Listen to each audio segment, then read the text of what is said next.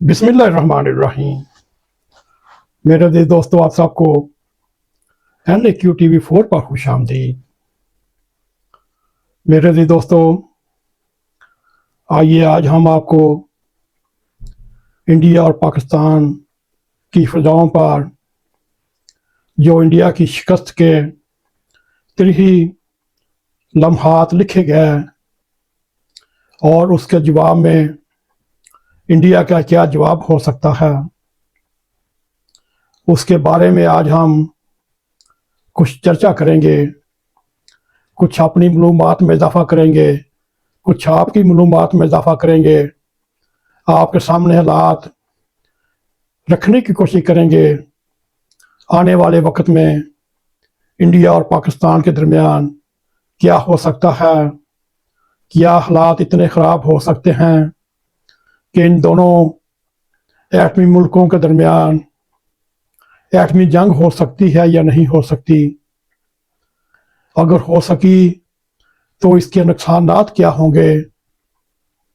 अगर आपने हमारे YouTube चैनल NAQ TV4 को सब्सक्राइब किया, आपका बहुत शुक्रिया। अगर नहीं, हमारी रिक्वेस्ट है आप सब्सक्राइब भी करें, प्रोग्राम अगर पसंद आए लाइक भी करें और शेयर भी करें, और बेल आइकॉन को ज़रूर क्लिक करें ताकि हमारी आने वाली वीडियो आप तक बर वक्त पहुँचती रहें। मेरे अज़ीज़ दोस्तों, अगरचे इस वक्त इंडिया और पाकिस्तान के मसाइल जौहरी जंग की तरफ नहीं बढ़े, लेकिन ये बात आपको ज़हन-नशीन करनी चाहिए कि ये कशीदगी जितनी जल्दी हो सकती है एटमी जंग की तरफ कदम बढ़ा सकती है। यहाँ तक कि साइंसदानों ने भी एक मॉडल बनाया हुआ है। अगर दोनों ममालिक के दरमियान सूरत हाल जितनी तेज़ी के साथ बिगड़ सकती है, तो साइंसदानों ने 2019 से एक खौफनाक मरफूज़े पर अपनी तहकीक मुकम्मल की, जिसमें कहा गया अगर पाकिस्तान और इंडिया के दरमियान एटमी जंग कैसे शुरू हो सकती है। इस फर्जी मॉडल को सामने रखते हुए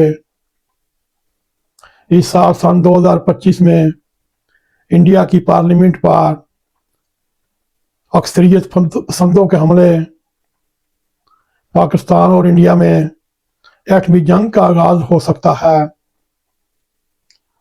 और 6 साल बाद आज हम ये देख सकते हैं हकीकी दुनिया में दोनों मुल्कों के दरमियान कशीदगी बढ़कर एक हल्की झड़प भी हो चुकी है। दोनों ममालिक अपनी अपनी फतह के दावे कर रहे हैं और इस वक्त दोनों ममालिक के सर पर एक बहुत बड़ी जंग के साए मंडला रहे हैं। अगर हफ्ते के बाद अमेरिका ने साजिश करके इस जंग को रोक तो लिया, मगर इस हालिया तनाज़े ने एक बार फिर सबको याद करवा दिया कि इस इलाके में इस्तेकाम कितना नाजुक मकाम पर है। अगर सोचा जाए इस वक्त मोदी फाशिस्ट ने 3 दिन 4 दिन के बाद अपनी शिकस्त के जख्म चाट कर तिरंगा परेड के नाम से 10 रोज़ा पूरे इंडिया में फतह का जश्न मनाने का ऐलान किया है और आज से शुरू है। सोचिए 8, 9, 10 दिन के बाद जब 23 मई आएगी, जब मोदी का यादगार खिताब होगा, उसमें क्या वो ऐलान कर सकता है। क्या वो एक बार फिर पाकिस्तान पर हमले कर सकता है, अपनी फ़िज़ाया से, बहरिया से, बड़ी फ़ौज से पाकिस्तान पर अटैक कर सकता है। अगर उसके जवाब में पाकिस्तान ने भी जवाब देना शुरू किया और ये होलनाक जंग एक शुरू हो चुकी होगी, मेरे अजीज दोस्तों, पाकिस्तान ने नेशनल कमांड अथॉरिटी को हुक्म दे चुके हैं, चाहे वो अखबारात में आए हैं या नहीं। उन्होंने एटमी हथियारों के कंट्रोल, मुमकिन इस्तेमाल के इख्तियारात के मामलात की जो कमांड निगरानी करती है, ये बेज़ाहिर अक़दाम लामती है। अगर बुनियादी तौर पर अगर देखा जाए, हम सोच भी नहीं सकते दोनों ममालिक इस सतह पर आ जाएंगे कि एक दूसरे पर एटमी असला फेंके जाएंगे। अगर खुदा न खास्ता एटमी अटैक दोनों मुल्कों पर हो जाते हैं, ज़रा सोचिए फिर उस खित्ते का क्या हाल होगा। फौरी तौर पर 15 करोड़ के करीब लोग लुकमाए अजल बन जाएंगे, लाखों जख्मी हो जाएंगे, लाखों इबरतनाक मौत को मांगते फिरेंगे। और इस सारे तनाज़र में जो फतेह हासिल करेगी वो हिंदुत्वा इंतहा पसंद जमातें हैं। पाकिस्तान में भी इसका बेनिफिट मजहबी इंतहा पसंद जमातें उठाएंगी, मगर उस वक़्त तक ये बचेंगी तो फिर ही ये फ़ायदा उठा सकेगी। इस बड़े सगीर में शायद अल्लाह ताला की मार ही ऐसी है, यहाँ ना घास उगेगी, ना सब्जियां उगेगी, ना ज़मीन में हरियाली आएगी। मेरे जी दोस्तों, अब भी सोचने वाली बात है। अब भी इन इंतहा पसंद जमातों, चाहे वो हिंदू हों, चाहे वो पाकिस्तान की मजहबी इंतहा पसंद जमातें हों, उनको अल्लाह ताला की तरफ रुजू करना चाहिए, अपने गुनाहों की माफ़ी मांगनी चाहिए और इंसानियत को ज़िंदा रखने के लिए इंसानियत की खिदमत करनी पड़ेगी। और क्योंकि इस वक्त पाक व हिंद में इंसानियत की जो तजलील हो रही है वो आपके सामने है।